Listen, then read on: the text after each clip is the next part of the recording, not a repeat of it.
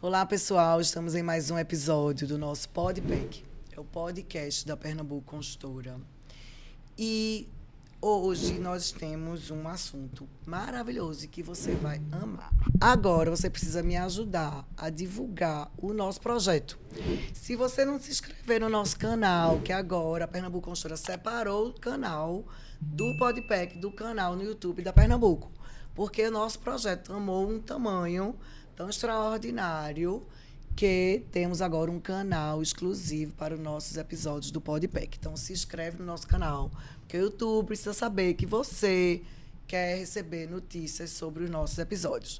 Dá um like, não é isso, pessoal? Um like, porque também tem que falar a linguagem do YouTube para ele entender, tá? Dá um like e segue a gente no nosso canal. Segue a gente no Instagram também. Eu sou Mariana Vanderlei, diretora comercial e marketing da Pernambuco. O Instagram da Pernambuco Consultora é Pernambuco Consultora e o meu é Mariana Vanderlei 1. E hoje temos uma pessoa que eu achei nas redes sociais, tá? As pessoas, às vezes, tendem a tratar essa coisa da rede social como uma coisa ruim, mas eu uso a rede social para coisas boas que me engrandecem e que tomam o meu tempo para coisas de aprendizado. Então, eu esbarrei com o nosso convidado hoje através das redes sociais. Então, pessoal, usem as redes sociais também para coisas boas, para conhecimento. Ao invés de ficar no TikTok, só naquelas dancinhas que não servem para nada, segue gente que tem conteúdo para você, da sua profissão. Se você é corretor, segue gente que vai te engrandecer na atividade de corretagem. Se você é profissional liberal, segue pessoas para roupa, questão de postura, disciplina profissional, para você ser um profissional melhor, tá? E hoje vamos estar com... Acabei de descobrir, tá? Porque eu só chamo ele de Claudino, mas acabei de descobrir que o nome dele é Daniel Silveira de Claudino, mais conhecido como Claudino nas redes sociais. Obrigado por ter vindo primeiro ao nosso episódio, topado nosso convite. Muito obrigada. Eu que agradeço. E eu queria começar, Claudino, com você, as pessoas entenderem por que você está hoje aqui no nosso episódio. Porque em um projeto de um podcast do mercado imobiliário, Claudino foi convidado como uma figura ilustríssima e que vai dividir muito conhecimento com a gente sobre o nosso mercado.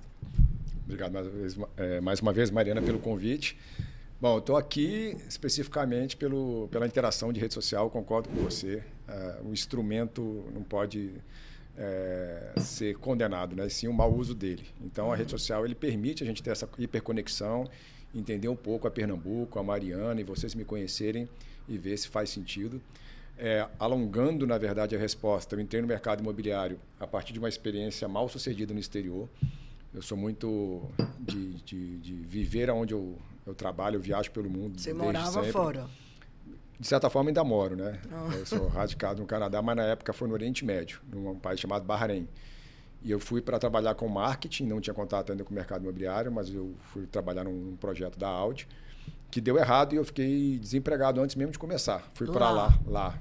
E aí, quando eu fui aprimorar a língua inglesa, que era necessária para a função em Oxford, né, que é uma cidade provinciana perto de Londres, eu tive um primeiro contato com um choque de realidade, o que eu chamo de epifania. Eu olhei Londres como uma cidade velha, 60% das pessoas moravam de aluguel e não tinha lançamento imobiliário, e ia para Bahrein, Doha, Abu Dhabi, Dubai, que estavam aterrando o mar para construir novos lançamentos. Eu morei em Londres e eu ficava assim, meu Deus, se eu tivesse que trabalhar no mercado imobiliário aqui nessa cidade. É tudo isso, é tudo velho, né? Tudo, e todo mundo mora de casa alugada, é incrível mesmo. E eu fiquei transitando entre esses dois mundos e falava, como é que deve ser o mercado imobiliário do meu país? E aí, quando eu voltei para o Brasil, eu tive a oportunidade de trabalhar em algumas consultorias e aí me indicaram uma imobiliária, que era até de Brasília. E eu falei, cara, eu vou querer imobiliária Mas por essa curiosidade. Mas nesses países você chegou a fazer marketing para o mercado imobiliário? Não, eu fui para um outro projeto, que certo. Era uma empresa que não existe mais, uma agência que atendia a Audi Oriente Médio, Middle West. Em função de, imagina você vendendo Audi nos Estados Unidos, né? Normalmente, naquela época, 20 anos atrás, era aquele clichê da menina com um vestidinho do lado de uma Audi, numa propaganda. E você não vai colocar uma menina vestidinho num país muçulmano há 20 anos atrás. Como vai vender um Audi? Como é que eu venderia lá com apelos de cultura local? E aí deu errado, mas ao mesmo tempo me provocou a buscar uma alternativa. E essa alternativa ela veio com esse estímulo sensorial da visão. Eu vendo Londres, como você bem descreveu, e do outro lado um país que aterrava o mar. E me fez pensar como é que seria o Claudino investir no seu conhecimento no mercado imobiliário. E aí eu vivia uma época que era superávit primário do Brasil, crescimento do crédito, tinha pouco tempo que tinha alienação fiduciária, tinha memorial de incorporação, então o mercado brasileiro amadureceu. Então eu consegui crescer nesse mercado. E para chegar até aqui em Recife, tem um pouco do pessoal que me assessora, né? Você veio para o evento, não foi isso que está tendo um evento, né? Sim. Inclusive, eu tentei para o evento colocar nossa imobiliária exclusivo para um único imobiliário, um negócio fechado. A gente pode explicar isso, a Beth está aí. Porque eu quis até levar, disse, não pode, é uma imobiliária por estado. Eu, sim, senhor, vou cumprir todas as regras. Mas a gente está tentando rever isso, né, Beth? A Beth, que está aqui com a gente, e a Rai, que não está, me incentivaram a trabalhar a rede social. E eu tinha um pouco desse preconceito, Mariana, que você citou na sua abertura, com a rede social, porque a gente acaba confundindo o conteúdo que a gente vê com a ferramenta. E a ferramenta, cara, me permitiu muita coisa boa. Então, eu comecei a atuar, comecei a gravar vídeos ou participar de podcasts, que era uma coisa que eu não fazia, isso é recente. As pessoas me chamavam e eu, poxa, para que eu vou me deslocar para gravar um podcast? E depois que eu comecei, hoje, por exemplo, as pessoas que estão vendo aqui não sabem, a gente conversou meia hora, 40 minutos antes da gente entrar aqui numa gravação e já enriqueceu demais a troca, né? Inclusive para o segundo livro que eu estou escrevendo. Então, hoje eu encaro a rede social como uma maneira de conexão e você escolhe o conteúdo que você quer produzir, que você quer se conectar. Então... Eu falo muito isso, Claudino, porque eu uso a rede social, eu digo a você, pelo menos 80% para o meu trabalho. E eu sigo pouquíssimas pessoas. Pouquíssimas pessoas. Por quê? Porque o tempo que eu tenho lá, que é curto, imagina que você vai ficar, sei lá, 1 hora por dia na rede social, só fazendo um parênteses, que tem nada a ver com o mercado imobiliário, mas é importante falar isso. O tempo que eu vou estar lá 1 hora, eu prefiro estar 1 hora sendo impactada por conteúdo que me interessa. Pode ser qualquer pessoa que esteja postando, pode ser uma pessoa famosa, uma pessoa que não é famosa, mas eu gosto de olhar conteúdo que me interessa. E, por exemplo, eu tenho amigas, que são amigas que eu amo, do meu coração, que eu não sigo. Mas não deixo de gostar da pessoa, porque aquela pessoa posta coisas que para o meu trabalho não tem relevância. E se eu quero saber da vida dela, eu marco um happy hour, um jantar, uma balada, um almoço, um café da manhã, sei lá, e vou conversar com você. Então, se eu quiser saber da vida pessoal da minha amiga, eu vou lá e converso. Então, isso já gerou polêmicas até em almoço de família, porque até minha família, eu saí cortando todo mundo da minha família, os primos, todo dia. Minha gente, o primo só, sei lá, um primo que só posta balada e bebida. Né? Para mim, enfim, isso é como você falou, não é a rede social, é como a pessoa usa. Né? Então, fica aí uma dica se a pessoa quiser ser chata, feito eu, né? E usar. Em que pese que... seus primos estão vendo o vídeo agora, tá? Então... Tá tudo certo. Mas é até para justificar, porque eu não te sigo, meu amor. Eu te amo, tá? Amo. Porque domingo estavam falando sobre isso. Mariana, você... Não sei o que quer dizer. Assim, minha gente, eu uso para o trabalho. Você posta coisas relacionadas à economia do Brasil, a mercado imobiliário, você posta. Se você postar, eu vou te seguir. Pronto. Sim. E até trazendo, então, já transportando esse tema para o nosso ecossistema mercado imobiliário, o pessoal até também me pergunta em relação ao uso dessa ferramenta, principalmente por corretores, mas não só corretores, empresários também. Ocorre que não é que você vai gerar lead necessariamente, porque você está produzindo conteúdo e de repente alguém vai olhar um conteúdo seu e vai comprar imóvel com você. Isso é muito pontual. Todavia, quando você começa a se relacionar com pessoas do mercado, ou mesmo um cliente seu, você começa a atender como corretor, a rede social não serve para gerar o lead, sim para ser uma prova social. O que significa isso? Eu começo a ser entendido pela Mariana, que me apresentaram como uma corretora, será que ela é boa? Estou comprando meu primeiro imóvel. Mas, naturalmente, as pessoas já procuram a sua rede social. E se na sua rede social só tiver a dancinha do TikTok e não tiver você trabalhando e engajada no seu mercado, você estudando, participando de congressos, você vendendo imóveis, você fazendo reuniões, a percepção é de que você, de repente, não seja um profissional qualificado. Do seu serviço. Né? Então, rede social ela serve também para o segundo momento. Eu não preciso te conhecer através da rede social. Às vezes eu te conheço como profissional primeiro e depois checo se você é uma profissional engajada que investe o seu tempo no seu aperfeiçoamento através da rede social. Mas vamos lá. E você voltou para o Brasil e começou a trabalhar numa imobiliária. Primeiro como consultor. Certo. E aí, né, nessas experiências, eu vi que, e eu preciso ser sincero, eu achava o mercado, ainda, em certa medida melhorou muito, pouco instruído e muito intuitivo. Isso acontece, até escrevo no livro 1, né? Eu tenho 3 livros, o 2 estou lançando agora, o primeiro eu já lancei, que é A Natureza do Mercado Imobiliário. E o primeiro é sobre empreendedorismo e gestão, e aí eu tive a experiência de conversar com 200 imobiliárias para escrevê-lo, e alguns gestores de Big Techs. E aí, nessa oportunidade, a gente fez uma análise. Existe uma baixa barreira de entrada no mercado imobiliário. Você é uma pessoa intuitiva, trabalhadora, cresce em 3 meses, você já é um empresário da sua casa, porque você fez um anúncio na internet de um imóvel, você já pode, com EIRELI, dizer que você é um empresário do setor. E tem pessoas que estão muito ricas, começaram assim, e a maioria não. Então, isso faz com que o mercado imobiliário, que gera muito dinheiro e é fácil ingressar, diferente de você estudar engenharia, medicina, abrir uma farmácia de família. Eu sempre dou esse exemplo. Você precisa de um farmacêutico, você precisa de investimento em estoque, profissionalização de sistema, minimamente. Agora, o mercado imobiliário não. Você, com esse aparato simples que eu descrevi, já é suficiente para você... Você faz um investimento básico só na sua alimentação, um estudo básico, né? Um transporte, um carro, sei lá, uma coisa, mas não é... É muito pouco comparado com a outra profissão. Né? Você sequer precisa de uma qualificação mais apurada, não que você não precise para exercer. O corretor de imóveis, o empresário do mercado imobiliário, sejam da construção civil, né? As construtoras, incorporadoras, seja a imobiliária intermediária e o corretor, elas precisam de uma qualificação muito grande. Acontece que, para você construir um prédio aqui na Pernambuco, você precisa de profissionais muito qualificados para assinar projetos. Para você assinar uma imobiliária, é muito pouco que é exigido. E a entrega de valor é muito pequena.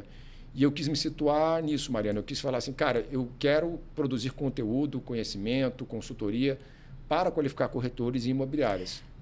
Será que existe um estudo no Brasil de quantos donos de imobiliárias são pós-graduados? Essa é uma pergunta interessante. Eu cheguei a tentar fazer esse levantamento, ele ficou para o livro 3. Mas eu tenho uma estatística, como ela não está final, não vou entrar muito no mérito, mas... Eu pensei nisso agora, será que existe, né? Porque, de repente, para outras atividades existem. Para ser empresário do mercado financeiro, tantos % tem pós-graduação em finanças, sei lá. De repente, até para a gente, para mostrar que existe um espaço para a pessoa estudar para poder ser um empresário melhor do mercado imobiliário. O estudo ainda está inacabado, mas já posso te afirmar, das pessoas que têm mais qualificação para ser gestores imobiliários, não necessariamente a qualificação está no mercado imobiliário. Às vezes você tem, só para aproveitar o exemplo que eu já dei, um farmacêutico que abandonou a profissão para ser empresário no mercado imobiliário. Então é muito heterogêneo. Você deve conhecer muitos casos de empresas que querem vender a Pernambuco, obras de vocês, querem intermediar, e você vai ver a origem daquela pessoa. Ela tem um 2º grau, ela se formou em Direito, ou ele formou em Economia, mas ele não... As pessoas hoje no Brasil, elas não... Com 15 anos, elas não acordam pensando, cara, meu filho ou eu mesmo quero ser corretor de imóveis, eu quero empreender no mercado imobiliário. A maioria das vezes é acidental. Eu tive num evento esse final de semana e o palestrante estava falando sobre isso. Acho que era 39%, mais ou menos, das pessoas que são corretores viraram corretores, assim, eu quero ser corretor. E vamos botar que 60% virou, como você está falando, acidental. Não sei se é esse dado, mas esse número, né? Se você excluir, desculpa, se você excluir a 2ª geração, por exemplo, que é aquela pessoa que, meu pai já trabalha no mercado imobiliário e aí o meu irmão virou médico, mas eu quis trabalhar com o mercado imobiliário. Isso é um número enviesado, porque eu fui influenciado pelo meu pai. Agora, se você pegar a primeira geração das empresas, é um número muito pequeno. O número que eu tenho hoje, numa pesquisa inacabada, é de 13% realmente começaram a se qualificar para o mercado imobiliário por opção e vocação, e o restante entrou acidentalmente.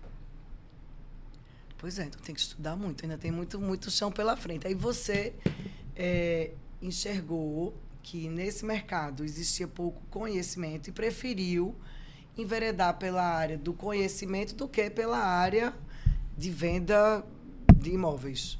Né? Isso aí você enxergou como se uma janela. É isso? Posso dizer? Uma janela de oportunidade de negócio. Em vez de eu ir vender apartamento, eu vou vender conhecimento para as pessoas que vão vender apartamento. Faz sentido isso? Pode ser dito dessa forma. E até a gente conversou um pouco sobre isso antes. Com sinceridade, não foi uma coisa de paixão. Falei, nossa, que mercado legal, e o negócio que eu amo esse mercado. Foi uma coisa de, poxa vida, eu acho que está sendo mal explorado esse mercado, eu tenho a oportunidade de ganhar dinheiro de maneira pragmática e fria. E com o tempo, né, nos primeiros anos, eu inclusive tinha uma certa antipatia pelo mercado, achava que era um mercado amador, era um mercado que não ia me desenvolver, talvez eu ficasse ali temporariamente. E com o tempo, percebendo o quanto que a moradia, quanto a economia, principalmente a microeconomia, né? Entre macroeconomia e microeconomia, macro ele tem, né, os indicadores nacionais, e microeconomia está ligado à ideia do empreendedorismo. A microeconomia do mercado imobiliário, como isso impactava as pessoas que trabalhavam nesse mercado e a vida de quem ia morar de aluguel, ou comprando um imóvel na planta, ou mesmo comprando um imóvel pronto. Isso sim fez com que eu me apaixonasse, porque tem muitas histórias. Todas as pessoas que você vai conversar no mercado imobiliário é sempre uma história rica. E, querendo ou não, essa coisa de... A gente fala de vender apartamento, de imóvel, de imobiliário e tal. Essa coisa de apartamento faz parte do dia a dia das pessoas.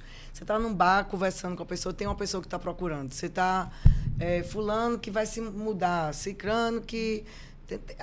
Eu percebo que o mercado imobiliário faz parte, mesmo quem não trabalha, faz parte da vida das pessoas. É uma cadeia gigantesca. É uma cadeia que gera essa oportunidade. Né? Eu acho que é uma cadeia que não é só uma coisa assim, corretagem. É uma cadeia de conhecimento. É uma cadeia. Esse evento que eu fui esse final de semana, bem interessante. Tinha umas pessoas de São Paulo, veio pessoas de Goiás para esse evento que teve agora sexta e sábado. E eu estava conversando com a minha equipe, Claudinho, eu fiquei impressionada. Vou até falar aqui, se eu não falei ainda na rede social. Eram 100 pessoas. Era um evento exclusivo, só para a liderança do mercado imobiliário. E eu não conhecia ninguém da plateia. Veja, eu trabalho no mercado imobiliário há 22 anos. Eu não conhecia ninguém.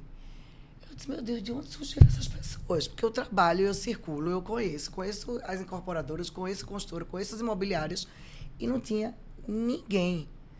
Ninguém. Eu disse, cadê os donos das imobiliárias? Cadê os diretores, os líderes? Cadê a liderança das incorporadoras? E era um evento caro, não era um evento barato, era um evento que tinha um investimento. E quando eu fui começar a conversar com as pessoas, eram pessoas de outros estados. Paraíba, Rio Grande do Norte, Alagoas, tinha gente de São Paulo, tinha gente mas não tinha muita gente de Pernambuco. Aí veja como tem a oportunidade. A pessoa vem lá de longe para assistir. A pessoa é do estado. A pessoa está no final de semana em casa e não vai para um evento. Então, acho que é por isso que você sentiu assim, pô, esse mercado tem pouco conhecimento. Né? Esse mercado, sei lá, as pessoas não investem, talvez. Recentemente, teve uma eu estou inseguro em relação à expressão correta da formalidade que o Banco Central fez, mas foi um encontro, em síntese, foi um encontro que o Banco Central promoveu ano passado para falar do tema tokenização, que vai impactar, inclusive, diretamente a Pernambuco. Foi um dos temas tratado lá no evento. E isso, na verdade, nem foi ano passado, né? Foi no final de 2022. E eles fizeram um evento aberto para que pessoas do Brasil interessadas em saber, inclusive, a posição oficial do Banco Central, como é que vai ser a regulação desse setor, quais tecnologias vão ser empregadas, qual vai ser o padrão brasileiro. Nesse evento sobre tokenização, uma colega minha que trabalhou numa construtora, não trabalha mais, a Jaqueline 30, ela estava nesse evento e ela me confidenciou que lá não tinha ninguém do mercado imobiliário. Eram estudantes, curiosos, economistas, mas a tokenização daquela pauta era totalmente vocacionada para o mercado imobiliário. Pronto. E a gente não se conecta com isso. Olha que coincidência. Um dos assuntos tratados bastante foi essa parte. E eu disse, meu Deus, as pessoas não estão procurando saber sobre isso. né? É o futuro do que pode acontecer comigo, com qualquer empresa. E é um futuro para amanhã, Isso. não é daqui a 10 anos. Não, né? E não é só para minha empresa, para todo mundo, para corretor, para todo mundo. E aí, Claudina, a gente pode começar assim um pouco aqui no roteiro, falando sobre até uma coisa que você trouxe sobre Londres, que é o mercado de aluguel. Nós não, aqui na empresa, a gente não trabalha com locação. A gente tem hoje uma carteira muito forte de clientes que compram imóveis para alugar, né? Aqui na empresa a gente não tem o perfil de vou construir todo esse empreendimento e ficar para alugar. Vou ficar com 20% disso aqui para alugar. Nosso perfil, nosso DNA é vender 100%, realizar o negócio. É o perfil da nossa empresa. Realizar o negócio, enfim. Então, aqui a gente não tem a parte de locação. Mas vocês têm a estatística de quem compra para alugar e quem compra, que é para investir no caso, e quem compra para morar? Temos. A gente tem... Isso é um número interessante. A gente tem por produto. Porque a gente tanto trabalha produto, por exemplo, na faixa de 1,5 milhão, apartamento de 150 metros, chega a ser 70% para morar e 30% para aluguel. Porque em Recife tem muita gente ainda que mora em aluguel de apartamento de 150 metros, que nem é tão comum, mas tem. Quando a gente vai para imóveis de 30, que é o que a gente tem também, isso aí já se inverte. Totalmente. É 70% de investidor e 30% para moradia. Quando a gente vai para a praia, a Pernambuco é muito forte em imóvel de praia, muito forte mesmo, assim. Diria fácil que é a maior do estado em imóvel de praia.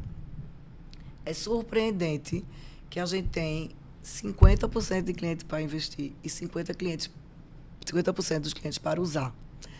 Por quê? Porque a gente está atingindo o público que nunca pensou em ter casa de praia.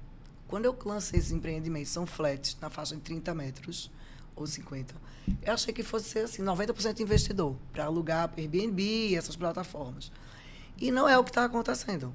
Eu tenho muito cliente que compra para usar, que nunca pensou em ter, porque casa de praia era coisa de gente muito rica, né? Só famílias e tal. E o mercado da gente, de Pernambuco, não tinha muito essa coisa dessa oportunidade de um flat de 300 mil reais, 400 mil reais para ser a casa de praia da família. Então, a gente não tem na empresa como um todo, porque a gente trabalha em vários nichos. Mas por empreendimento a gente faz essa análise, sim. Tanto é que, por isso que para a gente, essa parte de locação, eu gosto muito de estudar, porque eu não acho que é um concorrente para a incorporadora. Tem muita incorporadora que fica, meu Deus, eu posso falar todo mundo com morar de aluguel e eu vou ver do quê? Eu penso ao contrário. Eu penso que se a pessoa vai morar de aluguel, alguém tem que comprar um apartamento. Que compre de mim para alugar para outra pessoa. Eu não acho que seja um concorrente. Eu acho que é uma oportunidade. E o que é que está acontecendo, pelo menos, você vai me ajudar, né, no Brasil, mas o que é que está acontecendo aqui em Recife? Não tem apartamento para alugar. Tá? No Brasil inteiro, assim. Não tem. De tamanho, qualquer tamanho, grande, pequeno, bairro caro, bairro médio, não tem. E aí eu fico pensando, né? Por que o mercado de locação está crescendo? Por que as pessoas estão, de repente, preferindo morar de apartamento alugado ou comprar um apartamento próprio com financiamento? Será que isso é uma tendência da sociedade, da geração, tem tantos fatores que podem interferir. Será que o mercado financeiro também não está interferindo nisso? Né? Porque a pessoa vai ficar descapitalizada, deixa o dinheiro lá aplicado. Então, eu queria te escutar sobre isso, tá? Porque é uma coisa que eu estou vendo que acontece muito. Talvez, até nesses empreendimentos nossos, que são maiores, pode até inverter, de não ser mais 70% para morar e 30% para investir. Pode até mudar um pouco, porque eu tenho visto que pessoas que têm uma condição financeira bacana, têm uma renda boa, não querem alugar. Desculpa, não querem comprar. Né? Eu vivo bem, tenho meu patrimônio e vou morar de apartamento alugado. Eu consigo explicar isso parcialmente. Tem pelo menos 2 fatores que eu consigo com segurança apontar. Existe a componente geracional. Né? Então, você vê mercados mais maduros, como você viveu em Londres. e o Canadá e a Europa, basicamente. Nesses mercados, não existe essa coisa do brasileiro de eu preciso de um lugar para cair morto, nessa expressão ainda que pesada. Se der tudo errado, né? Eu morro na minha casa. Então não tem essa coisa da cultura patrimonialista no sentido de morar no que é seu. Pode até existir no sentido de investir em imóveis para deixar para aluguel. Mas a mobilidade da nova geração, que é a possibilidade de, no interior de Pernambuco, eu estou trabalhando para a Califórnia, se for um desenvolvedor de sistemas e tiver algum contato lá e falar minimamente a língua inglesa, nem precisa ser fluente, você consegue prestar serviços remotamente, né? A tecnologia permite você trabalhar à distância hoje em dia. Isso foi potencializado ainda com a pandemia. E também a questão, tem um livro, né, acho que muitos já devem conhecer, o do Zygmunt Bauman, que é Modernidade Líquida. Você não eu não li ainda, mas eu já ouvi falar nesse livro. E nele você vai perceber que se existe a modernidade líquida é porque existiu a sólida. A sólida é aquela vida totalmente planejada. Você sabe com que você vai casar, que você vai ter 2 filhos, que vai ter 2 carros na garagem, um vai estudar uma coisa, vai se formar em outra. Hoje não, você nem precisa se formar para você conseguir na Amazon e na Google o trabalho. Eu falo isso porque abriram 2 sucursais em Toronto. E lá nos anúncios de trabalho eles queriam não tinha pré-requisito. Não tinha, eles mesmo formam a pessoa. Então você tem uma geração que não quer esse apego de moradia, não quer casar cedo. Eu, quando era mais jovem, se as minhas irmãs mais velhas começassem a passar dos 25 anos e não casassem, ia ficar pra titia. Então tinha essa obrigação, você tem que ser hétero, você tem que casar até tal idade, você tem que ter filho. Hoje comprar não. seu apartamento, comprar seu carro, né? Você pode ser mãe de pet, você pode não casar, você pode ter filho aos 40, você tem uma liberdade. Essa liberdade faz com que você não tenha mais a necessidade de moradia. A moradia ela pode ser transitória. Se ela é transitória, então a gente está falando de locação e não de compra. Compra gera raiz, locação dá mobilidade. É essa a dicotomia que se analisa. E a outra questão é que essa geração também ela tem uma questão financeira mesmo, né? A cultura do uso do dinheiro. Você tem, esse dado eu levantei, mais ou menos entre 25 e 30 anos, você precisaria apenas 12% da população brasileira entre 25 e 30 anos teria condições de comprar um imóvel de R$300 mil. Porque precisaria ter uma renda de... Quantos por cento? 12%. 12%. Então, muito pouco. Nessa faixa de idade, a gente tinha mais pessoas jovens podendo comprar imóveis. E outras gerações a gente tinha a ajuda dos pais. O que é a ajuda dos pais? Os próprios pais tinham como projeto de vida dar educação e moradia para os filhos. Ajudar a dar uma entrada. Vai casar, né? Vai ganhar apartamento. Quem casa, né? quer casa. E o pai ou né, de um ou de outro vai dar um apartamento porque vai casar, né? Hoje você já não tem isso. E uma coisa que impacta muito as incorporadoras hoje em relação a isso é você comprar um imóvel hoje pronto significa dar 20% de entrada e aí você vai juntar muito dinheiro para dar essa entrada e depois assumir prestações 3 vezes mais caras que a média do aluguel. Se eu quiser morar em Boa Viagem num apartamento de R$3 mil de aluguel, vai ser um apartamento pequeno e tudo bem. Eu pago ali se eu tiver uma renda de R$7 mil. Agora, se eu quiser comprar esse mesmo apartamento, eu não consigo. Você vai pagar uma prestação 3 vezes maior do que seria o aluguel. E a renda vai ser na faixa de 15, pelo menos do dobro. Né? Exatamente. E o que a gente vê muitas vezes é o jovem, isso é uma coisa até que me surpreendeu, eu vi isso no mercado de Goiânia. Tem pessoas de 20, 21 anos comprando na planta, porque a planta permite um sinal pequeno, uma prestação modesta nesse período de 3 anos que vai estar construindo e sem pagar os juros, que ainda é alto no Brasil, você paga o INCC. Então, quem hoje quer comprar um imóvel, ele está comprando na planta e espero eu que vocês possam me dar a resposta em breve de quanto que vocês estão vendendo imóveis para locação, porque a locação é uma alternativa que não é atendida, é uma demanda reprimida no Brasil hoje. Eu acho que vai levar, e acho que pelo menos em torno de 3 a 5 anos, no mínimo, eu acho que para poder começar a ter uma oferta melhor, porque esses empreendimentos que a gente lança, querendo ou não, são 3 anos de construção. Então, se a quantidade de clientes que está comprando para investir está aumentando, quando a gente entregar, vai ter um percentual naturalmente maior de pessoas que irão colocar para alocação. Né? E aí, o que está acontecendo que eu estou vendo, além de não ter tá caro. Eu estava conversando com uma funcionária nossa semana passada e a pessoa do apartamento que ela mora pediu o apartamento e ela não consegue mais. Ela mora no apartamento, acho que era de 80 metros quadrados, e pagava um X. E ela queria mais ou menos igual. Ela não queria nem subir de tamanho, nem melhorar o bairro. Não, ela queria simplesmente... Imagine que, eu não sei, mas imagine, não me lembro quando, mas imagine que fosse 3 mil o aluguel. Ela queria morar no mesmo patamar de vida e pagar os mesmos 3 mil. Ela disse que para pagar esse mesmo valor, ela teria que diminuir o apartamento muito. Né? O apartamento dela tinha 3 quartos, ela ia para o apartamento de 1 quarto. Um negócio bem radical, uma mudança. Ela dizendo, como é que eu vou caber minha família num lugar que eu estou pagando esse valor? Minha família cabe num apartamento de 3 quartos, eu vou ter que agora pagar para morar num quarto só. Né? Porque realmente não tem a oferta. E eu enxergo isso como uma oportunidade de quem está comprando para investir. Porque tem um mercado, entre aspas, assim, garantido de locação, né? do para frente, do cliente querendo morar de apartamento alugado. A gente falando um pouco dessa parte de geração, né? Essa coisa da mobilidade, vou entrar em outro tema, que seria a sequência aqui nossa, com relação a essa coisa da vaga de garagem. Hoje, em Recife, a legislação já permite praticamente você colocar para aprovar na prefeitura um projeto sem vaga, certo? Porque a gente tinha a lei que aqui era 150 metros, 3 vagas, 80 metros, 2 e 50, 1. E hoje não tem mais nenhuma exigência. Né? Quem vai exigir, digamos assim, é o mercado. Quem vai dizer, quem vai ditar se você vai construir um apartamento de 150 metros com uma vaga só, é o mercado. Se tiver quem compre, você legalmente pode fazer.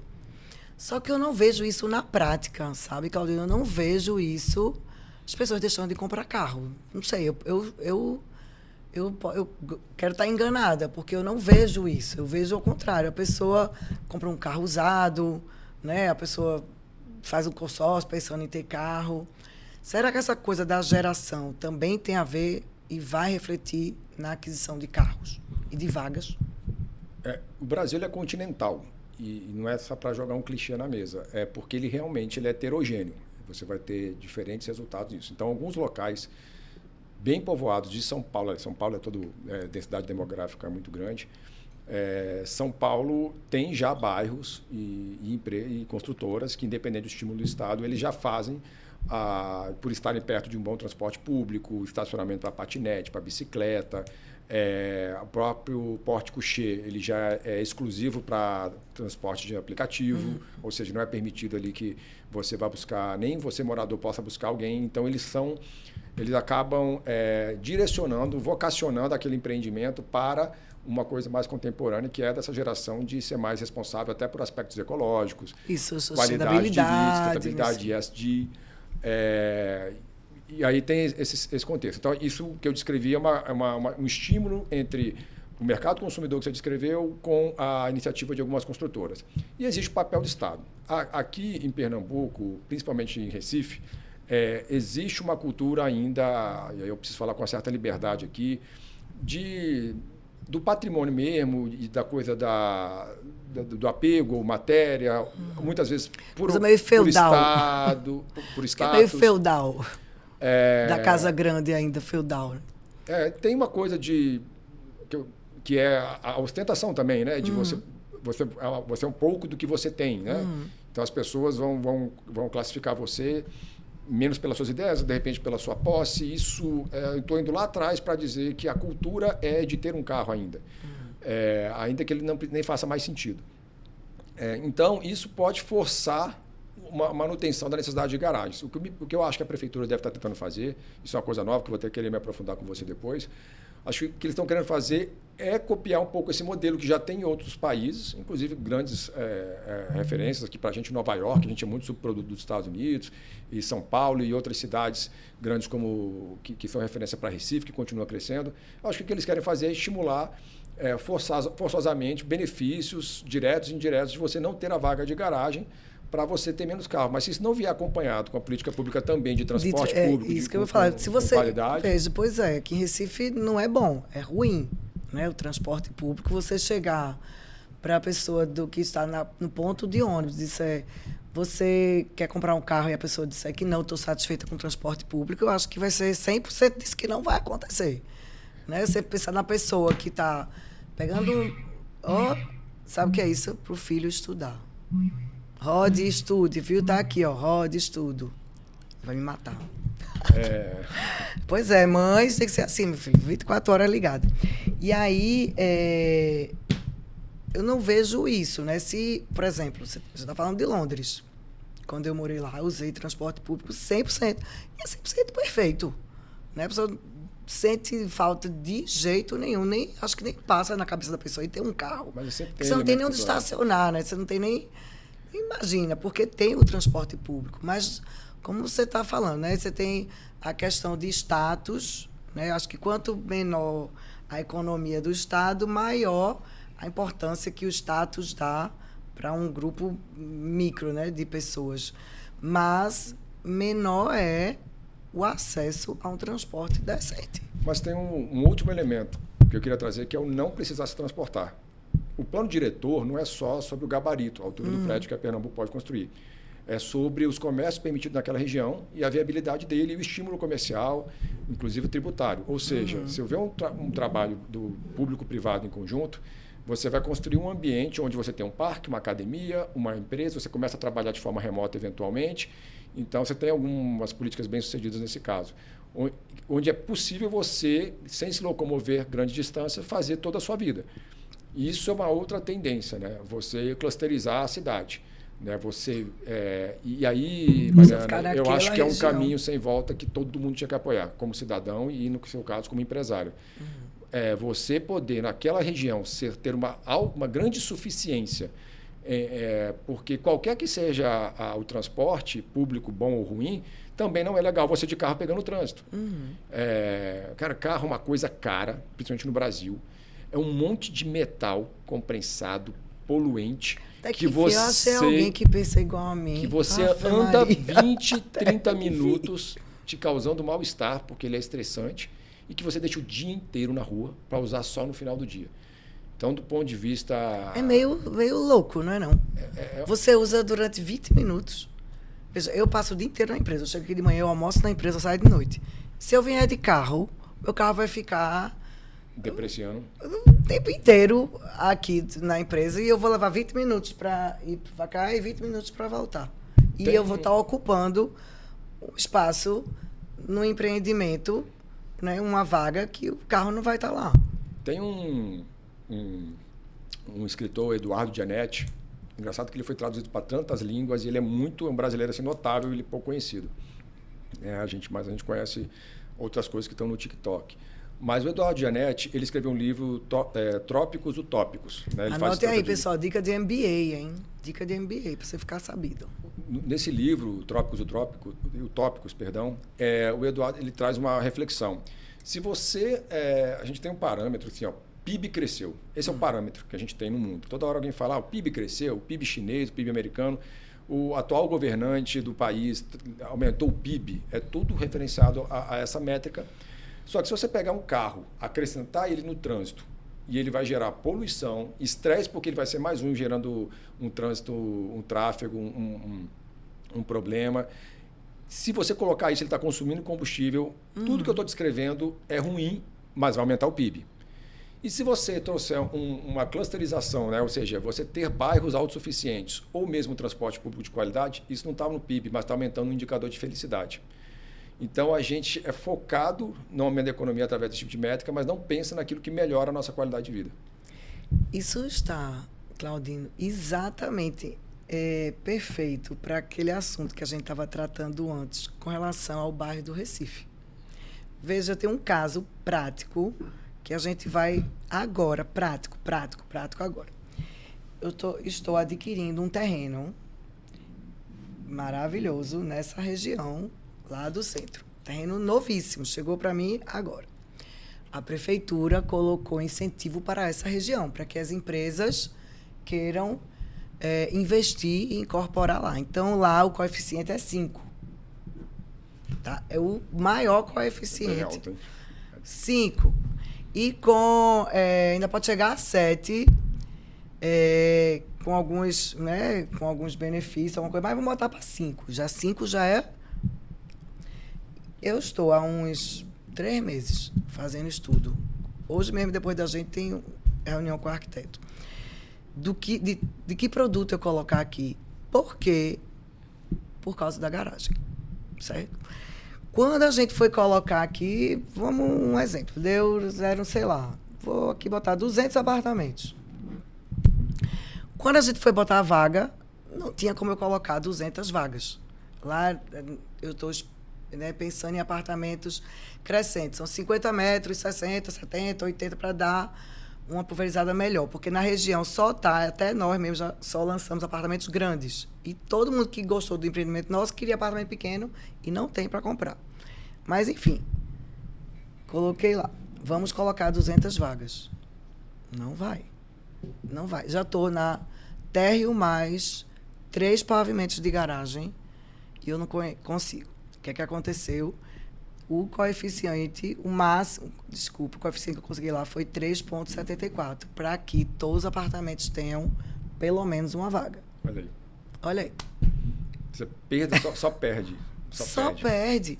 Mas será que é isso que eu acho que é uma discussão bacana? Será que se eu lançar um empreendimento totalmente dentro é um lugar que essa geração quer morar, porque é um lugar muito a cara dessa geração, é um lugar bacana, um lugar bom de moradia, essa coisa do cluster total, certo? Perto do Porto Digital. Aí, boa referência. Uma referência que é melhor, é atravessar uma ponta no Porto Digital. É a cara dessa geração. Porto Digital, referência no Brasil todo. E eu estou com esse terreno. E a discussão da gente é exatamente aí. Ou eu vou colocar apartamento, ou eu vou colocar vaga. E qualquer imobiliária, Claudinho, que eu vá conversar, ninguém, eu não escutei ninguém dizer, Mariana, pode botar 70% de vagas. Não, o cliente só compra se for 100% de vaga. Então, eu aprendi tardiamente que as melhores coisas da vida, considerando esse prisma capitalista, são mais baratas. Você percebe isso até na alimentação. As alimentações que são mais saudáveis são Zero mais código baratas. de barra, é mais barato. E isso a gente pode transportar para a nossa discussão de moradia. E você trouxe um elemento muito interessante. É óbvio que eu vou falar uma coisa aqui e eu não estou com um número. Eu não sou um empreendedor como você do mercado de construção, então é fácil eu falar. Mas pelo menos como provocação, se servir, vamos fazer essa mesma analogia. O que seria mais barato e melhor? Eu aprendi também que a gente não pode dizer não pelo cliente. Então, a gente vai vender uma coisa pior para ele mais cara. E ele que paga esse preço. Então, eu vou fazer apenas um exercício para você pensar. Se você falou aí de 5, que é 5 gabarito, mas ele cai para 3,74 por conta das vagas de garagem. Isso. Se você procurasse um meio termo, onde você tivesse 180 apartamentos, dos quais você teria 90, metade, e que o próprio marketing, você é uma pessoa de marketing, o próprio marketing falasse, cara, aqui muitas plataformas fazem isso. Cara, eu quero comprar uma coisa que seja responsável socialmente, responsável ecologicamente, que seja super legal e que faz sentido e é a melhor opção. Então, você vai comprar um desses 90 apartamentos só por esse preço e sem vaga de garagem e vai ter sua bicicleta, seu patinete, vai usar seu motorista de aplicativo, que a gente vai ter um espaço exclusivo para você. Toda uma propaganda daquilo que é melhor e é melhor mesmo, que vai custar apenas tanto. Ou os outros 90 apartamentos, que vão ter uma vaga de garagem apenas e vão custar, estou falando um número irresponsável, o dobro. Em vez dele custar R$20 mil a mais, R$50 mil a mais, R$80 mil a mais por conta da vaga de garagem, ele vai custar um valor que não só pague aquela vaga de garagem, mercadologicamente falando, mas que ele custeie todo o prejuízo que ele vai causar. Que vai causar por estar ocupando um espaço. Que poderia ser, na soma de combinações de vaga, um outro apartamento, inclusive. Então, você onerar aquele cara mais uma vez. Você vai comprar um carro, você vai gastar combustível, você vai se estressar, você vai pagar muito mais caro. E aí você começa a desenhar um empreendimento que já atraia esse outro público ou que conscientize. De novo, falei, é muito fácil falar aqui em números de responsáveis e isso não fechar sua planilha. Mas eu incentivaria isso, você cobrar muito mais caro. Você quer fumar? Então você vai fumar, tem uma ala de fumante, só que lá o prato custa o dobro. E aqui você é saudável, o prato vai custar a metade do preço e você ainda vai ficar no ar-condicionado. Qual que você quer? No já mínimo, tem muita provoca. indústria pensando nisso, né? Já tem muita indústria trabalhando nisso, né? Muita indústria pensando nisso, que você vai gerar poluente e o problema é seu, você vai pagar mais caro. No Canadá, a gente está no 5º ano de um projeto para ser ou vegano ou vegetariano. Eu não sou, só deixando claro, não é uma... Não estou fazendo nenhuma apologia, mas lá, o que acontece? A comida que é vegana, ou seja, que não impacta o ambiente, porque quando a gente fala vegano, não é o cara que quer comer vegetal, não é isso. É um estilo de vida, eu não quero fazer mal para os animais, mas eu também não quero impactar o meio ambiente. Quando você vai comer uma carne bovina, você impacta muito com a questão da água. Você usa muita água no processo de porque é uma decisão pecuário. de vida, né? As pessoas pensam que é só coisa de dieta, não, né? É estilo que não de tem vida. nada a ver, é uma decisão de vida, né?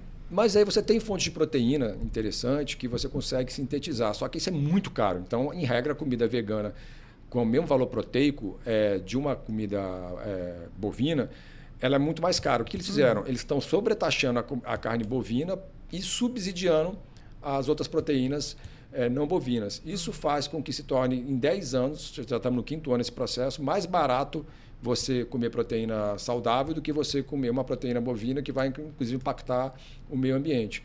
Então, esse tipo de subsídio, que só fazer um paralelo aqui, eu acho que pode ser feito pela iniciativa privada e pegar carona no que a prefeitura está fazendo. Só para você ter ideia, eu moro num apartamento que, no meu apartamento, eu tenho 3 vagas.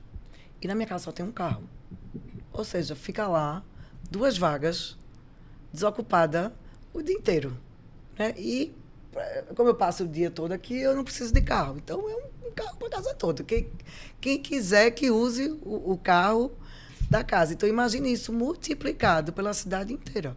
Você tem um monte de vaga lá que passa 365 dias sem ser utilizada. Eu estou quase alugando a minha, né? Vou fazer uma renda.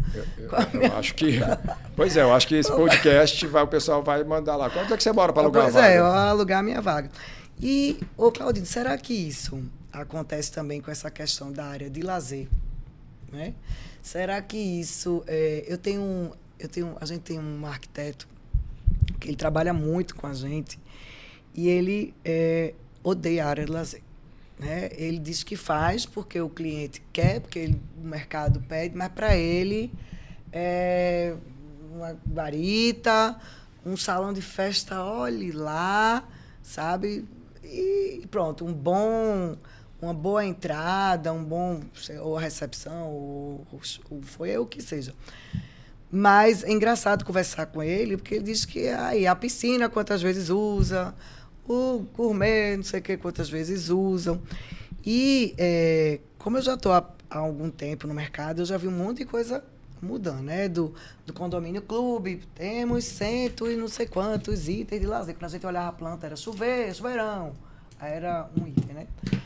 E também tenho visto, né? E a gente aqui na empresa também tem feito empreendimentos extremamente enxutos.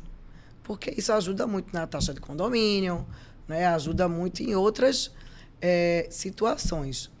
Como é que você enxerga a busca por isso? Assim, será que a gente, por exemplo, essa turma do Porto Digital, por exemplo, essa turma dessa geração, o que é que eles buscam? Né? Vai ser esses 150 itens de lazer? Ou a gente falou essa coisa do empreendimento de praia, por exemplo. Interessante. A gente está desenvolvendo uma agora e tinha no projeto coworking, certo? Tinha coworking, tinha tal. E eu disse, minha gente, mudou, depois da pandemia, eu não estou vendo ninguém usar as áreas de coworking nos nossos empreendimentos de praia. Não tenho visto, porque a pessoa não precisa mais daquele espaço. A pessoa está no deck da piscina, está aqui no Wi-Fi, está trabalhando. Então, aí transformou o coworking, nesse empreendimento que a gente vai lançar, em uma grande loja de conveniência. Né, com diversos itens e para ficar mais fácil a vida da pessoa, porque aquele mesmo quadrado, digamos assim, ao invés de eu dizer, porque eu sei que Se eu disser que tem cowork, pode ser que o marketing ame, que o corretor ame, mas que na prática, lá para o usuário, vai ficar um lugar que poderia estar sendo usado para outra coisa. Então, como é que você enxerga essa coisa do lazer, né? Da quadra, piscina, que mais? Meu Deus, é tanto que a gente bota e a gente faz. A empresa faz e faz bem feito. Mas até que ponto isso é real no dia a dia da pessoa, né? Será que a pessoa não preferia X% a menos no valor do apartamento? Né? Quanto a pessoa está disposta a pagar mais por tantos itens? Né? Que movimento tem? Então, vou te responder com duas partes. Primeiro, em relação à área de lazer especificamente, eu acho que a área de lazer, como a gente entende hoje, ela pode acabar. Seja por mudança no padrão construtivo, ou seja, abrindo mão da área de lazer, seja até prédios que já tem essa área de lazer posta, mas que sofrem algum retrofit funcional. Retrofit funcional é quando não é só para você restabelecer, atualizar, fazer um refresh do ambiente. É o destino, né? A mudança você do muda destino. exatamente a função daquele ambiente através de intervenção de reforma, engenharia. Então, pode ser que prédios antigos passem a abrir mão dessas áreas de lazer e prédios novos já sejam construídos sem elas. Por quê? Porque o lazer está cada vez mais digital para esse novo público. Então, lazer não significa ir jogar bola, é ficar no videogame, não é pular na piscina, é você ficar numa realidade ampliada, virtual, e muito em vários aspectos, não só streamings que você assiste, né, Netflix, Amazon Prime, mas também interações em rede. Então, você vê até música, você consegue tocar com a distância e viver num metaverso que está vindo. Então, o lazer, como a gente entende, ele está cada vez mais digital. Se ele é digital, ele tem menos concreto, tem menos tijolo. A exceção é a água. O ser humano, e aí isso eu vou trazer no meu livro 2, Neurourbanismo e outros aspectos de cognição humana, nós temos, você, Mariana, tem apreço por água. De uma maneira que eu ainda não consigo explicar completamente, mas eu vou trazer no livro.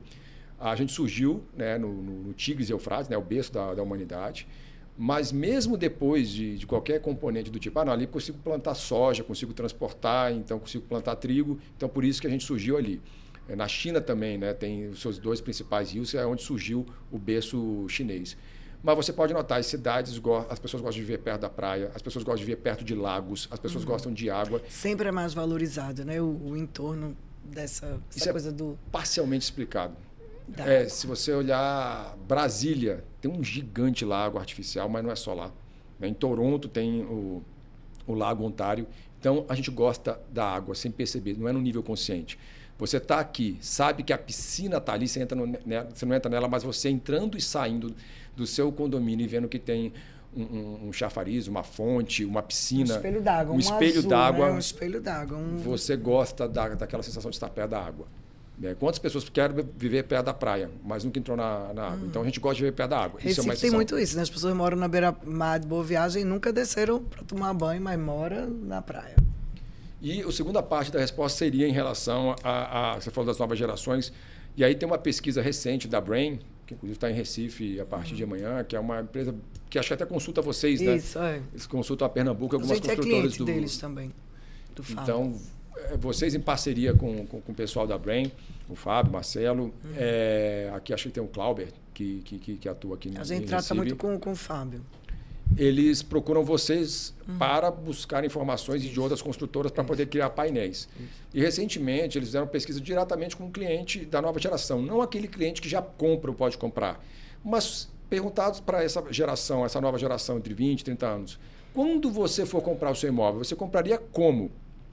E até 20 anos atrás, você tinha ali o pessoal que queria como item de lazer principal era piscina, ou churrasqueira, ou varanda gourmet, e se inverteu. Esses são os últimos itens agora. O mais falado numa pesquisa espontânea foi energia solar. Em segundo, ambientes integrados à natureza. Terceiro item, interconectividade. Então, esses são os itens mais esperados nas novas construções para esse público. Se isso vai se figurar na prática ou não, a gente vai ver com o tempo, quando eles tiverem real capacidade de aquisição. Mas, no mínimo, é uma provocação interessante. é uma geração que já está não desprezando, mas Pensando considerando mais em outros aspectos. Numa coisa que pensando em algo que não vai ser só para si, né? Porque uma energia solar não é só, o benefício não é só seu, né? É para a sociedade de uma forma geral. Você não tem só uma redução de conta de energia porque você vai botar a placa solar. Você tem muita coisa, né, envolvida para que gere energia que não seja de placa solar para casa da pessoa. Será que tem uma conscientização maior sobre essa questão de sustentabilidade, será? Olha, essa geração ela aprende muito por influências cada vez mais diversas por conta da internet. E a gente pensa que é só ruim, não é. Eu tenho um adolescente em casa. E outro dia eu fiquei escutando, né? Chuveiro ligava e desligava. Ligava e desligava. Eu falei, tá com defeito isso? Na verdade, ela estava... Depois eu perguntei. Na verdade, ela estava tomando banho de forma que eu deveria tomar. Que é o quê? Você desliga o chuveiro, vai se ensaboar ou vai passar shampoo, e depois do processo você liga de novo, e depois você faz um outro processo do seu banho. Então, eu me sinto até mal de falar isso, porque a gente deveria tomar banho assim. Lavar prato assim também. Lavar prato, né? Assim não fica também. Com o prato, enxaguando o prato com a torneira ligada. As novas gerações, a gente aprende com elas, né?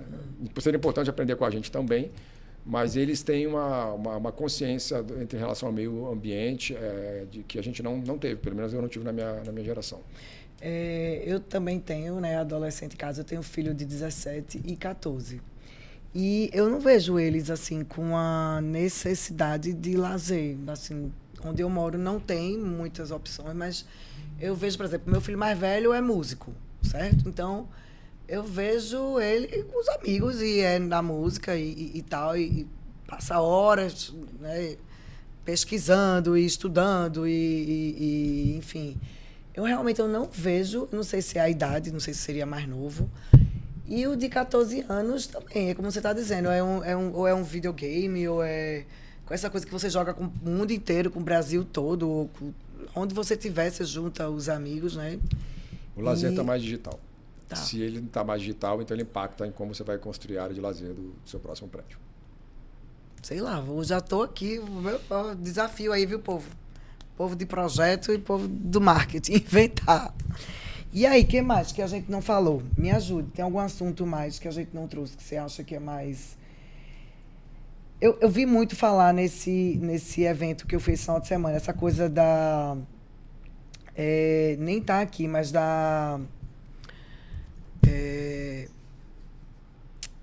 meu Deus, que chama de timeshares, porque eu estou pensando em português, né? Se está crescendo muito isso no Brasil. Aqui em Recife, tem empreendimento, né? Muito familiar, muito familiar.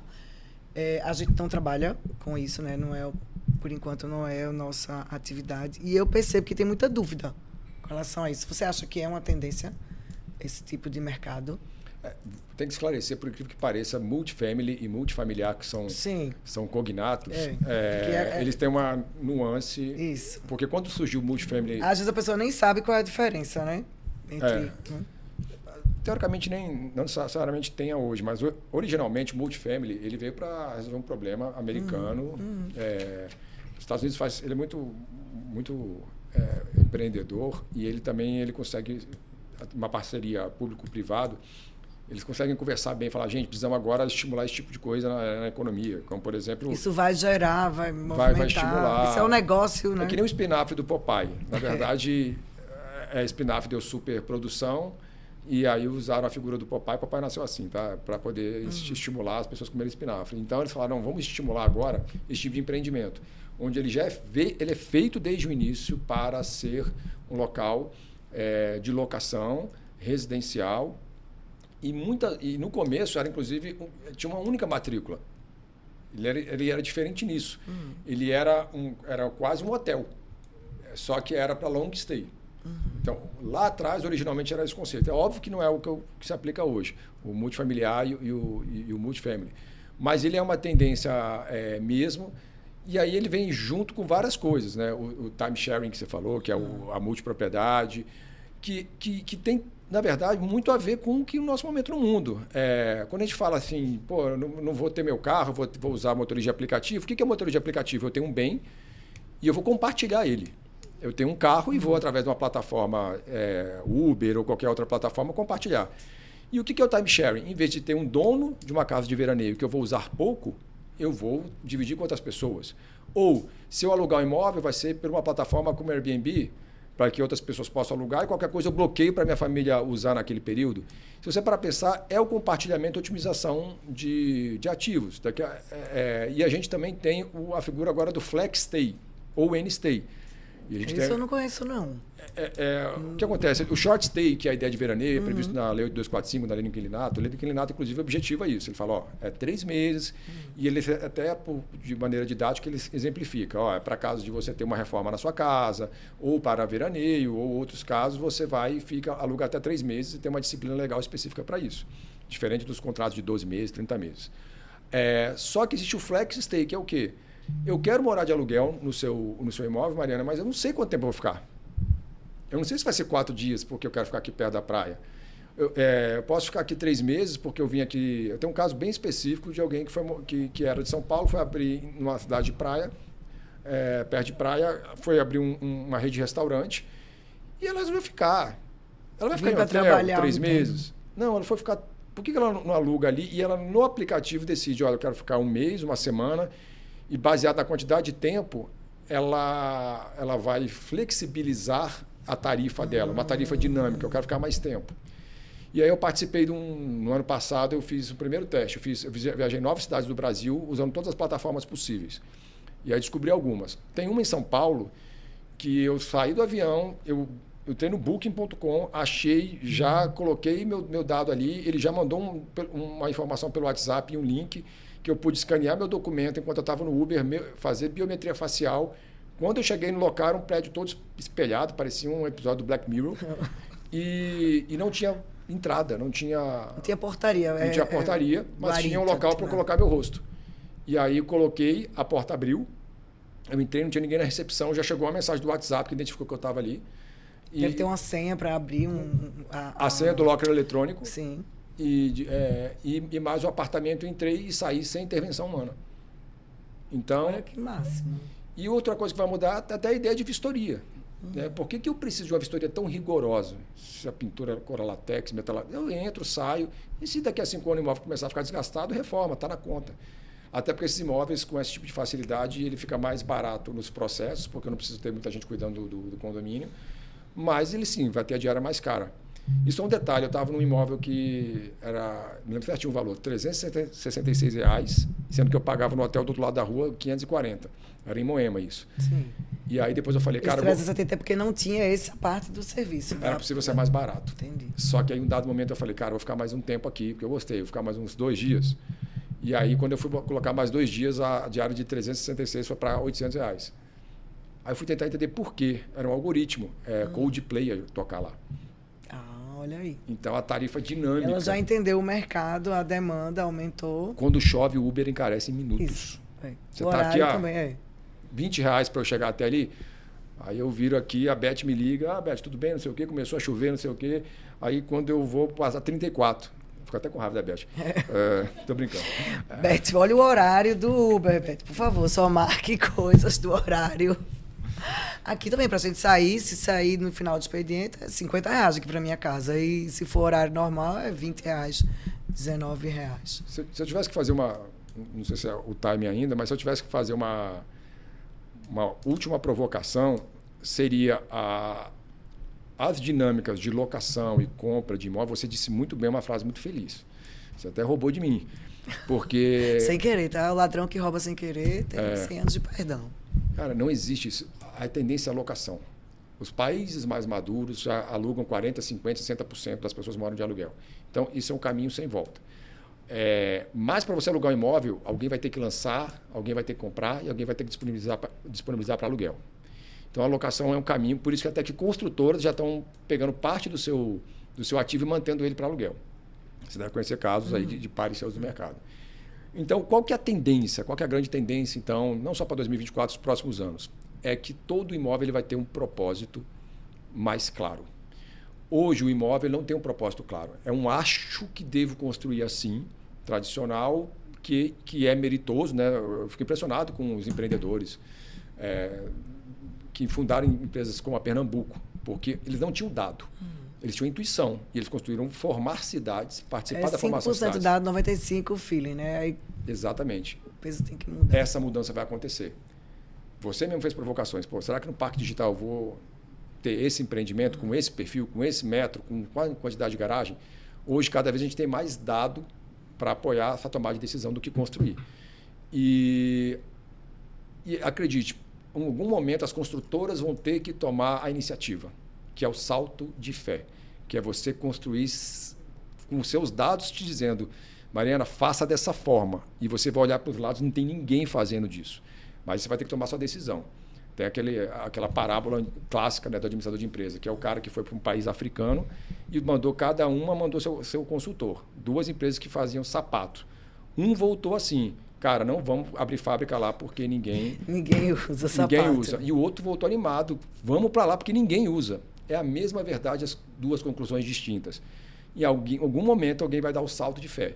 Vai construir tudo isso que você descreveu aqui nesse podcast hoje e vai verificar que só estava faltando alguém tomar iniciativa para que aquilo que já era tendência passe a ser uma realidade.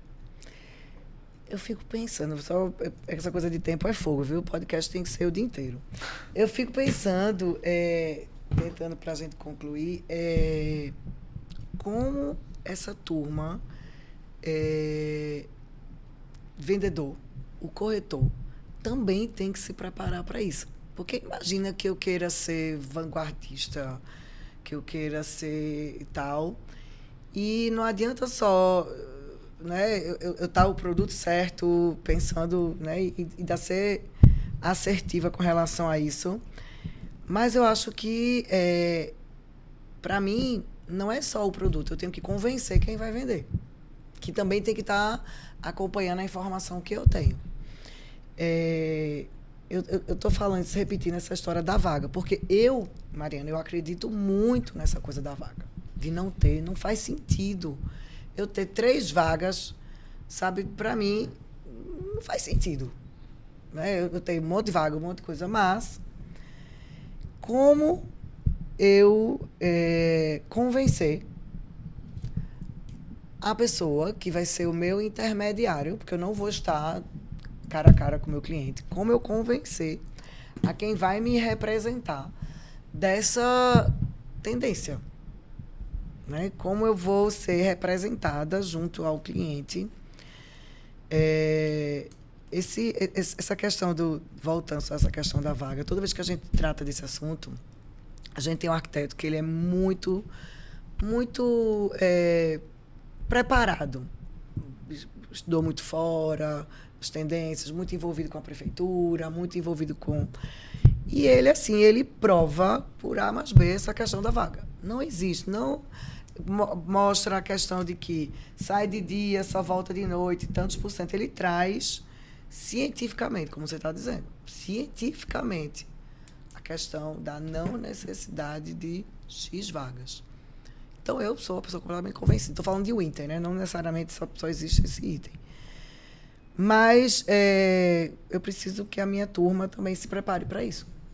Né? Quem vai me representar lá na frente. Eu achei muito, muito bom mesmo esse ponto. O advogado que estudou e formou em Direito e tirou a OAB, bom ou mal, ruim ou profissional ou bom profissional, ele é profissional. Uhum. Ele é um profissional. O fato de você ter estudado durante 5 anos e ter tirado a OAB faz com que você seja profissional de advocacia. Agora eu vou falar uma frase forte. O fato de você tirar um Cresce não te garante que você é um corretor profissional. A gente não tem essa dificuldade. Você tem só o diploma. Então, o corretor profissional ele sempre sobressai do corretor amador. A frase corretor amador ela é possível, não deveria ser possível. Ou você não é corretor, você não está... ou você não está habilitado a ser corretor e, portanto, não é corretor, ou você é habilitado e é corretor profissional. Infelizmente, não é bem assim. Você pode ser corretor e não ser profissional. Então, os corretores profissionais que realmente investem na sua própria educação, capacitação e seu desenvolvimento, eles se destacam. Só que você está falando de um contingente muito grande e você está preocupada, e eu acho muito, muito legal isso, com profissionalizar esse corretor. Esse é o ponto que você está trazendo. Esse corretor está preparado? Acontece que o corretor ele também não é uma carreira sólida, só do corretor profissional. Por quê?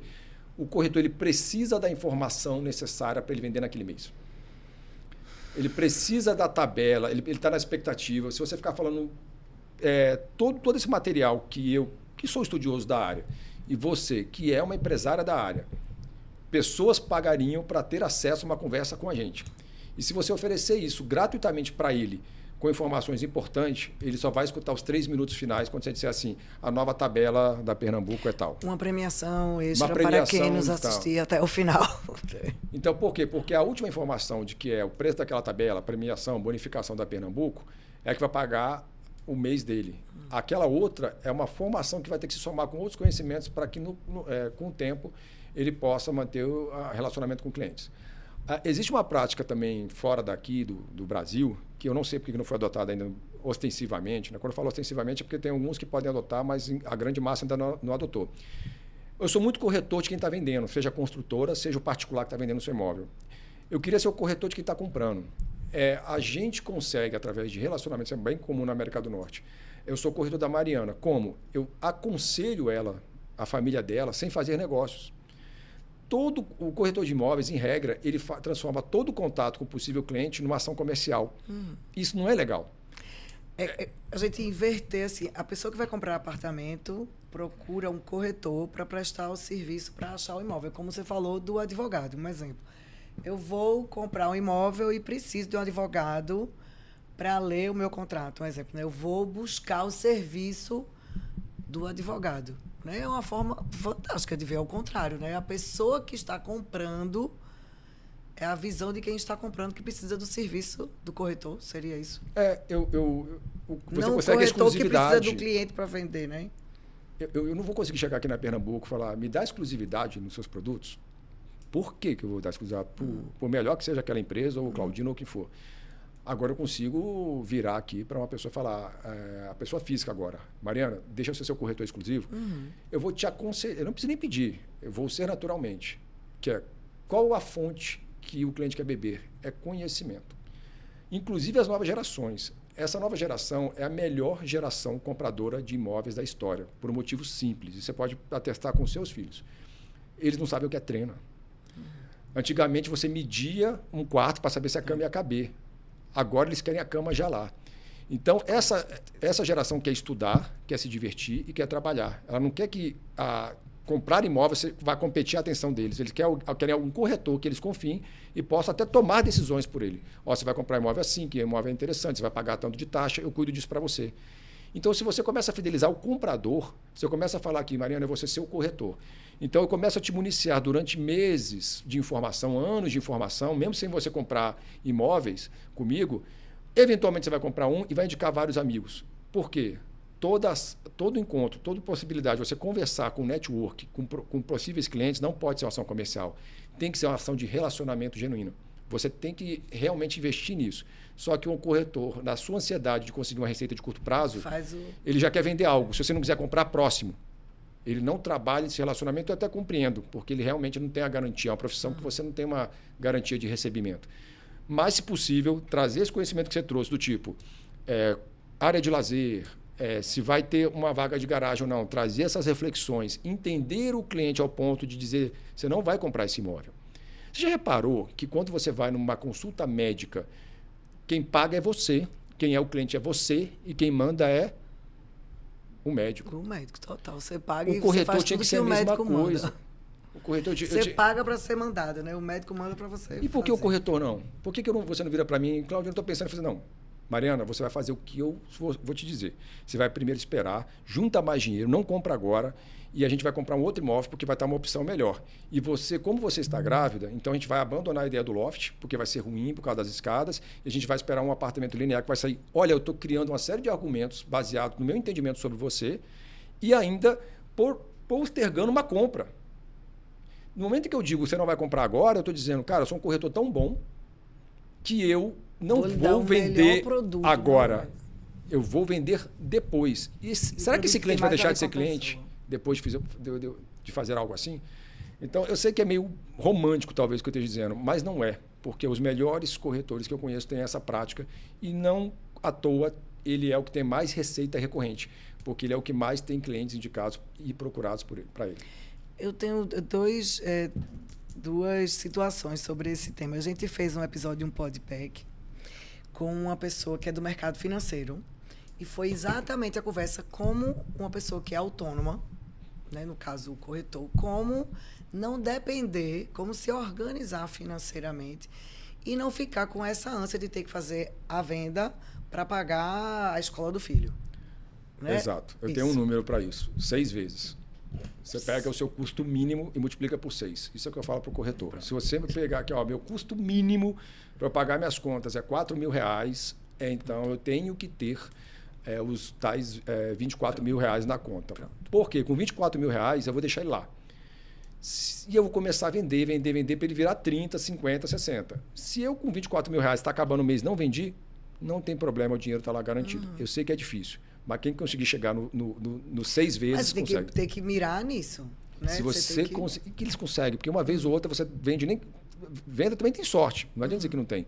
Você vende aquele imóvel que caiu no colo, você botou aquele dinheiro. Grana boa, né? Cara, eu arrisco dizer que se você está devendo, sei lá, prestação de carro atrasado, não quita ela toda. Deixa os seis lá e vai levando. Porque com 6 vezes lá, você vai perceber que aí quando você, em vez de ter 6 vezes, você vai ter 8 vezes, ou seja, você vai ter, nesse meu exemplo, mais R$8.000 sobrando, aí R$8.000 você gasta, quita a dívida, troca de carro, dá um presente para o filho. Mas se você tiver aqueles 6 vezes lá, você psicologicamente nunca vai estar ansioso. Aquela quase venda... Vai ter condição de fazer isso, né? De espera, não compra agora, né? Vai ter condição de poder dizer isso. É difícil, mas o corretor que tem os 6 vezes, ele vai ter, acabando, no final das contas, tendo 10 vezes, 20 vezes, 30 vezes. O problema é que a gente faz o quê? A gente aumenta o nosso padrão de vida. A gente aumenta... Ao invés de ter Netflix, vai ter Netflix, HBO, não sei o quê, Plus, Master Plus, em vez de ter só um, né? Porque ganhou um pouquinho mais aí... É muito bom, isso é uma coisa que eu conquistei para mim com o tempo. Eu hoje chegar aqui, eu tenho projetos que se chegarem aqui, estou, sei lá, trabalhando aqui com um projeto com a Pernambuco, você falar assim para mim, Claudino, cancelou. Tranquilo, faz parte. Eu vou pesquisar, vou analisar, vou estudar, vou ficar 1 mês, 2 meses sem trabalhar, até que vai pintar alguma coisa legal. Mas se eu não tenho isso guardado, eu trabalho mal para Pernambuco, porque eu estou ansioso com medo de perder o contrato, aí eu vou perder de fato. E se perder, nada mais vai dar certo. Exatamente. E outro ponto, é engraçado que ontem a gente fez um evento para mulheres, corretoras mulheres. A gente colocou 20 mulheres no restaurante, bem bacana, bem legal. E a minha fala foi exclusivamente sobre isso. O tema que eu levei foi como ser imprescindível. Foi exatamente assim. Como eu vou ser imprescindível para que o cliente não me substitua? Não me substitua pelo digital, não me substitua por outro corretor, ou, sei lá, ou vá direto para a empresa, né? Corte o intermediário. Como a pessoa ser imprescindível? E para ser imprescindível, você tem que prestar um serviço fenomenal para a pessoa. Para a pessoa. A pessoa. Que eu falo muito aqui, sabe, Claudinho, que eu tenho verdadeiro pavor, eu sou conhecida nesse assunto, pavor de cliente e de corretor que negocia comissão. Eu fico tão braba com isso, eu fico braba, porque se o corretor vai negociar a comissão é porque ele não vale o valor que o cliente estava disposto a pagar. Fico logo pensando, para mim é negócio inegociável. Ninguém vai para um dentista, o cara com a broca na boca, tá lá lhe furando, você diz, sabe, na hora que ele termina a broca, olha, era 1.000, né? Agora eu só vou lhe pagar 500. O que faz isso com o corretor? Então, para o corretor ser imprescindível no serviço dele. Eu acho que é isso, meu amigo. Foi ótimo. Mais algum assunto? Acho que é isso. A gente vai ter outras oportunidades, eu creio. Gostei. Maravilhoso. Você é incrível. Cérebro. Adoro. Agora, diga aqui para a câmera, Caldo. Tem presente. Presente. Então, muito obrigado por ter vindo. Abra. Agora, olha embaixo. Claudinha, cara. Não é qualquer um. Ai, a minha nem veio, a minha do Podpack. Tá, acho que ficou em casa na academia, não é legal? Agora, diga pra turma, como é que a turma lhe acha? Seus canais de comunicação, Instagram, faça isso a propaganda, que a turma vai querer conversar com você, pegar a informação. Bom, meu canal principal hoje é o @Claudino78. 78 não é minha idade, é o ano em que eu nasci.